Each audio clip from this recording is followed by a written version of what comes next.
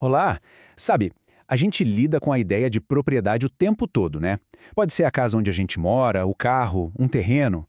Mas será que ser dono de alguma coisa é só sobre os nossos direitos? Ou tem mais coisa aí? É isso que a gente vai descobrir hoje. Como a propriedade de cada um se conecta com a vida de todo mundo, de toda a comunidade. E aí? Essa pergunta parece ter uma resposta óbvia, não é mesmo? A gente tende a pensar, ué, se é meu, eu faço o que eu quiser. Mas olha, a resposta é um pouquinho mais complexa e bem mais interessante. Vamos usar essa pergunta como um guia para a gente entender uma ideia fundamental sobre como a gente vive em sociedade.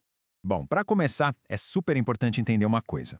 O direito à propriedade não é uma regra qualquer, não. Ele está escrito lá na nossa Constituição, que é assim, a lei mais importante de todas no Brasil. Isso quer dizer que ele é um direito fundamental. Está no mesmo nível do direito à vida, à liberdade. A ideia por trás disso é dar segurança para as pessoas sobre as coisas que elas conquistaram. Tá, mas o que a lei quer dizer com ter propriedade? Vamos pensar num exemplo bem prático: um apartamento. Ser dono de um apartamento dá, basicamente, três poderes. O primeiro é o de usar, ou seja, morar lá. O segundo é o de gozar, um nome meio diferente, né? Mas significa poder colher os frutos daquele bem, como, por exemplo, alugar e receber o dinheiro. E o terceiro é o poder de dispor, que é poder vender, doar, decidir o que fazer com o imóvel. Juntando esses três, a gente tem a base do que é ser proprietário.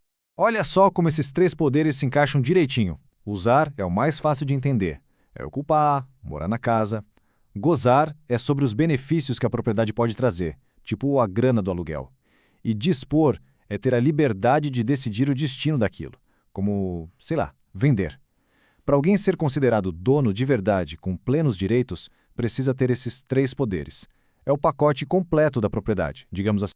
Ok, e é agora que a gente chega no ponto principal da nossa conversa de hoje. Pensa bem, quem mora num prédio precisa seguir as regras do condomínio, certo? Para todo mundo conviver bem. Pois é, com o direito de propriedade é a mesma coisa. Ele também vem com responsabilidades. Não é um direito sem limites. E entender o motivo disso é super importante. A lei encara isso como se fosse uma balança. De um lado, a gente coloca o direito individual do proprietário. Do outro lado, a gente coloca o interesse de todo mundo, da comunidade. Porque, vamos combinar, o que uma pessoa faz na sua propriedade pode afetar os vizinhos, o bairro, a cidade toda, né? O grande desafio da lei é justamente manter esses dois pratos da balança bem equilibrados. E qual é a ferramenta que a lei usa para equilibrar essa balança? Ela tem um nome: função social. Pode parecer um termo meio técnico, mas a ideia por trás é bem simples, viu?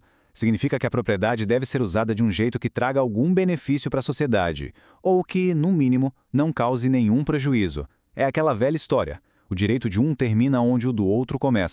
Mas na prática, o que isso quer dizer? Significa que o uso de uma propriedade precisa respeitar as regras da cidade, sabe? As leis de construção, as leis ambientais. Vou dar um exemplo. Imagina um terreno abandonado que acaba virando um lixão a céu aberto. Começa a juntar bicho, traz doença para a vizinhança. Fica bem claro que esse terreno não está cumprindo a sua função social, né? Certo. Mas e se alguém simplesmente não segue essas regras? O que acontece quando uma propriedade não cumpre sua função social? Bom, é aí que o poder público, que representa todos nós, a coletividade, pode e deve agir. Mas calma, isso não acontece de qualquer jeito, não. Existe um passo a passo. Primeiro, as autoridades identificam que a propriedade está sendo usada de uma forma que prejudica a comunidade. Depois, o poder público age, sempre com base na lei para corrigir a situação. E aqui vem um ponto fundamental. O dono da propriedade sempre tem o direito de se defender. Ninguém perde um direito assim, do nada, sem ter a chance de se explicar num processo justo. E que tipo de ações o poder público pode tomar? Bom, pode variar bastante. Pode ser uma multa, uma ordem para limpar um terreno ou até uma restrição como um limite na altura de um prédio que pode ser construído ali. Em casos bem específicos, mais graves mesmo, a lei até permite a desapropriação. É quando o Estado pega a propriedade para si, mas como regra pagando uma indenização justa para o antigo dono. Agora, vamos para um ponto que é muito, mas muito importante: desfazer algumas confusões que as pessoas fazem sobre esse assunto. Porque entender o que o direito de propriedade não é, ajuda muito a gente a entender o que ele é de verdade. Essa frase aqui diz tudo. Ser dono de algo não é ter uma carta branca para fazer o que der na telha a qualquer momento, sem se preocupar com as consequências disso para os vizinhos, para a cidade ou para o meio ambiente. Esse quadro aqui ajuda a deixar a diferença bem clara. De um lado, o que a propriedade é um direito que vem junto com responsabilidade, que precisa estar em harmonia com a comunidade. Do outro lado, o que ela não é, um poder absoluto, sem limites, que permite prejudicar os outros ou ignorar as leis. Fica fácil de ver a diferença, né? Beleza, então para a gente amarrar tudo o que foi dito e organizar as ideias, qual é a grande mensagem por trás dessa relação entre o direito de propriedade e a sua função social? A gente pode resumir o que aprendemos em 3 pontos bem importantes. Primeiro, a propriedade é sim um direito fundamental, garantido, mas não é absoluto.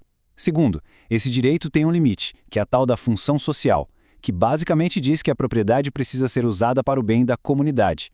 E terceiro, o grande objetivo da lei é sempre encontrar um equilíbrio entre o direito do indivíduo e o bem-estar de todo mundo. E para a gente fechar, fica aqui uma reflexão. É só olhar para a nossa volta, para a rua, o bairro, a cidade onde a gente vive.